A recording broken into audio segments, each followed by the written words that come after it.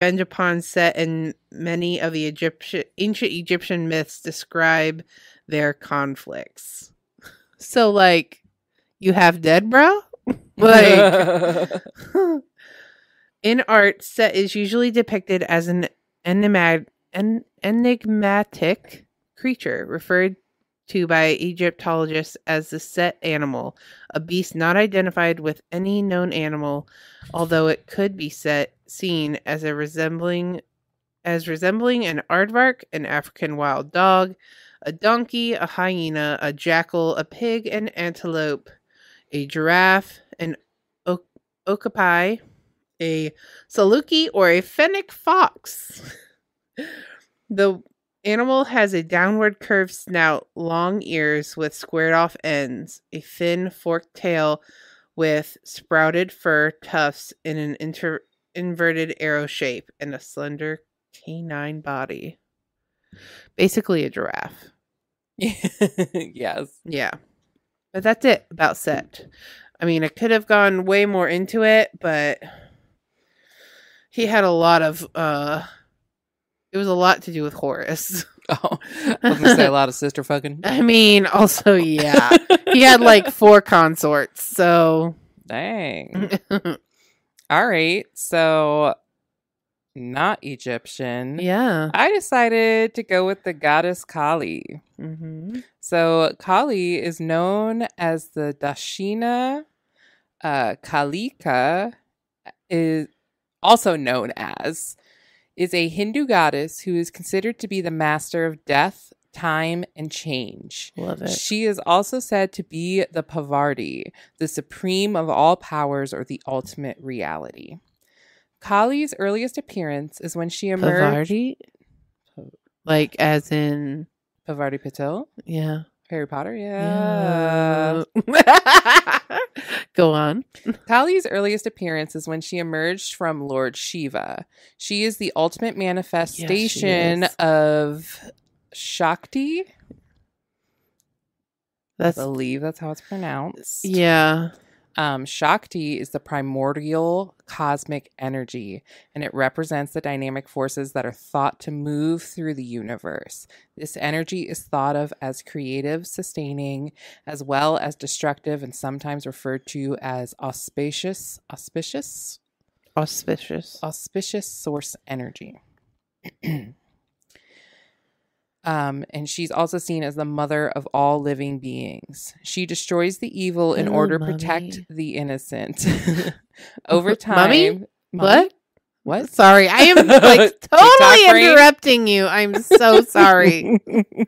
Mommy? What? Mommy? Sorry. She destroys the evil in order to protect the innocent. Over time, Kali has been worshipped by devotional movements and tantric sects variously as the Divine Mother, Mother of the Universe, Adi Shakti, or Pavarti. Shakta, Hindu, and tantric sects additionally worship her as the ultimate reality, or Brahman. Yeah, girl. It pretty much is the same thing as like the Shakti. Denotes her as the highest universal principle, the ultimate reality in the universe. Okay. She is also seen as the divine protector and the one who bestows moksha, also known as knowing the true self, true enlightenment, or liberation. Kali is the feminine form of time, or the fullness of time. Miss Burns. Ma'am, she's got that physical touch thing today. Yeah, she do. It's the fullness of times, with the masculine noun as Kala, which is the name of Lord Shiva. By extension, time as changing aspect of nature that brings things to life or death. So there's a homonym, Kala, appointed time, is distinct from Kala, the color black. These are a bunch of words that are the same, but they have different meanings. Yes. These have become associated through popular etymology, she is called Kalimata, the Dark Mother, Okay. which I love mommy. that. Yeah. That's really the mommy. That's the mommy. And also Kali, which can be read here either as a proper name or as a description, the dark blue one, because in her images, she's always shown as blue. She's the blue goddess with the many arms and or 4 arms, the death goddess. Why do I know her? She was in a movie. Yes, she was. Like where she's got her tongue out. And she's like, ah, blah, blah, blah. Yes. Because that's a... What's the movie? We'll think about it. Oh, jeez. But I've been trying to think about it since last night, too. Yeah. Believe it or not. All I think about is the blue alien from The Fifth Element. But she's she is the feminine form of Shiva and also thus the true consort of Shiva. I put a bunch of stuff in here, but sorry, mine were all short because I knew we had 4. Okay. In her most well-known appearance is on the battlefield of the 6th century Devi Mahi. I know it's not that. I'm sorry. Mahamayam. Mahatmam. The deity first appears in the chapter of that book. The deity of the first chapter of the book is Mahakali, who appears from the body of the sleeping Vishnu as the goddess Yoga Nidra wakes him in order to protect Brahma. There's a lot of hard names in this one. And the world from the 2 demons, Madhu and Kaitabaha. These are hard. When Vishnu woke up, he started a war against the 2 demons. After a long battle with Lord Vishnu, when the 2 demons were undefeated, Mahakali took the form of the Mahayama to enchant the 2 demons. When they were enchanted, Vishnu killed them. In the later chapters of the story, the 2 demons who were destroyed by Kali can be found. Chanda and Munda attack the goddess Durga. Durga responds in such anger it causes her face to turn dark, resulting in Kali appearing out of her forehead. Kali's appearance is dark blue, gaunt with sunken eyes, and wearing a tiger-skinned sari and a garland of human heads. Love that. She immediately defeats the 2 demons. Later in the same battle, the demon Raktabija is undefeated because of his ability to reproduce himself from every drop of blood that reaches the ground. Countless little demon clones appear on the battlefield. Kali eventually defeats him by sucking his blood before it can reach the ground and eating the numerous clones. Kali represents Durga's personified wrath and her embodied fury in that moment. Was there? Oh no, it's in my next one. There's actually like poetry reading in it. Got you. But there was a second description of her as bearing a strange skull-topped staff, decorated with garland of skulls, clad in tiger skin. Yes. And very appallingly owning her emaciated flesh with a gaping mouth, fearful with her tongue lolling out, because she's always got her tongue out in the images, and having deep reddish eyes, filling the regions of the sky with her roars. Gosh, I wish I knew why that.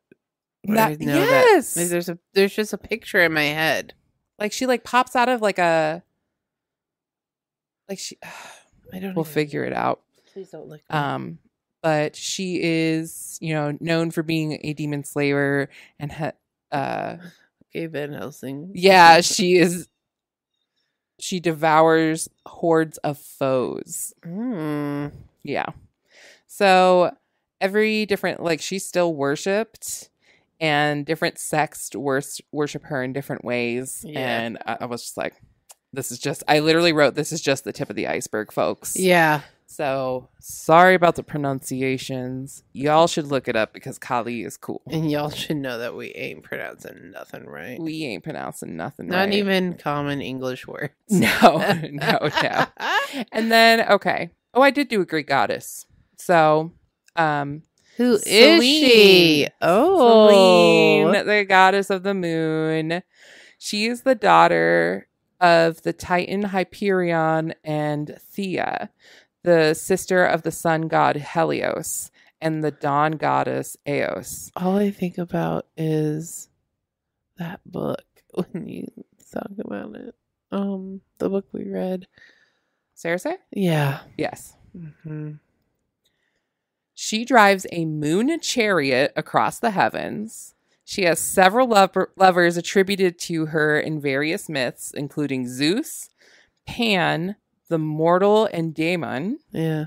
a popular name. Mm-hmm. And in post-classical times, Selene is often identified with Artemis, much as her brother Helios was identified with Apollo. Selene and Artemis were also associated with Hecate, and the three are regarded as the moon lunar goddesses. But only Selene was regarded as the personification of the moon itself. Her Roman equivalent is Luna. Okay, so she's mentioned a bunch in the Iliad and Odyssey. I can't say like a bunch. Yeah. But there's a few little descriptions of her in the Homeric hymns. It gives the following description. And next, sweet-voiced muses, daughters of Zeus, well-skilled in song, tell of the long-winged moon. From her immortal head, a radiance is shown from the heaven and embraces the earth. And great is the beauty that ariseth from her shining light. The air, unlit before, glows with the light of her golden crown, and her rays beam clear. Whensoever bright Selene, having bathed her lovely body in the waters of the ocean, and donned her far-gleaming raiment, and yoked her strong-necked, shining team, drives on her long-maned horses at full speed, at evening time in the mid-month. Then her great orbit is full, and then her beams shine brightest as she increases. So she is a sure token and a sign to mortal men. Hail, white-armed goddess, bright Selene, mild, bright-tressed queen. Say that 5 times faster. Wow. Ma'am. So, the goddess Selene bore Zeus a daughter, Pandia or Like Pandia. he needed more children. Like he needed more children. Can't imagine his child support Yeah. bill. Her name means all brightness, exceedingly lovely amongst the deathless gods. The 7th century BC Greek poet Alcman makes Ersa, the goddess of dew, like morning dew, the daughter of Zeus and Selene. Mm-hmm. Selene and Zeus were also said to be the parents of Nemea, the eponymous nymph of Nemea. Yeah. Where like Hercules slew the Nemean lion and where the Nemean games were held. So Selene was supposed to have had 50 daughters by her lover Endymion, the human, and assumed to represent the 50 lunar moths of the Olympid.